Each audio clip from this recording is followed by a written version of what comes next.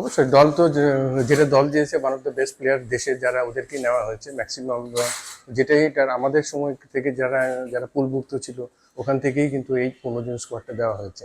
তো ওটা এখন কিন্তু এই মুহূর্তে যেটা বলা যায় যে এরাই এখন সেরা খেলোয়াড়, এদের থেকে সেরাটা আমরা বিশ্বকাপে চাই এবং ভালো ক্রিকেটটা দেখতে চাই যাতে ভালো কিছু বিশ্বকাপে করতে পারি। পরে কিন্তু আমাদের সব বোলাররা কিন্তু স্ট্রাগল করে এখানে অলমোস্ট এটা করে, কারণ আমাদের যে স্ট্যান্ডার্ড অফ বোলিং আমাদের এখন এখানে কিন্তু সবার ক্যাপাবিলিটি আছে ভালো করার। এবং যেহেতু 4টা সিম বোলার নিতে হবে ওখানে, এই জন্য চিন্তা ভাবনা করে সাইফুদ্দিনকে অফ করেছে। অবশ্যই এটা ওর জন্য কিন্তু একটা বিরাট অ্যাচিভমেন্ট, যেটা ভাইস ক্যাপ্টেন হয়েছে এবং ইনজুরির সবসময় একটা সাথে থাকে, তার মনোবলটা অনেক স্ট্রং। আর আমার বিশ্বাস যে ওর জায়গা থেকে দেশকে সেরাটা দিবে বলে আমি আশা করি। মেহেদী হাসান মিরাজ দেখেন একই টাইপের বোলার কিন্তু যেটা মেহেদী হাসান আর মিরাজকে চিন্তা করা হয়, তো সেই জায়গায় কিন্তু একই টাইপের বোলার দুইটা থাকাটা এটা মনে হয় সিলেকশন প্যানেল হয়তো চিন্তা ভাবনা করেছে যেখানে একটা অফ স্পিনার নিয়ে যাবে।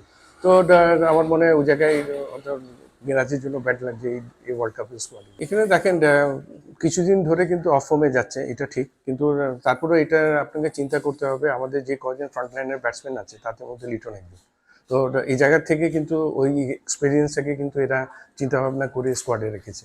তো সেই সময় আমি মনে করি এটা লিটনের জন্য একটা বিরাট অপরচুনিটি, এবং এখানে দুটো উইকেট কিপার স্কোয়াডে রাখা এটা একটা জরুরি দরকার আছে, এবং কনকাশনের ব্যাপার আছে। তো সেইখানে আমার মনে হয় ওর এক্সপিরিয়েন্সের জন্যই দলে রাখা হচ্ছে। বাট ড্রপ না, এখানে ড্রপের ব্যাপার তো পরে চিন্তা করবে, যেহেতু এখন 15 জন স্কোয়াড হয়েছে। বাট এখানে একটা অপশন থাকতে পারত এখানে। 17 জন ছিল তো, 17 জনের মধ্যে হাসান মাহমুদ আছেন আর হচ্ছে আফিফ হোসেন।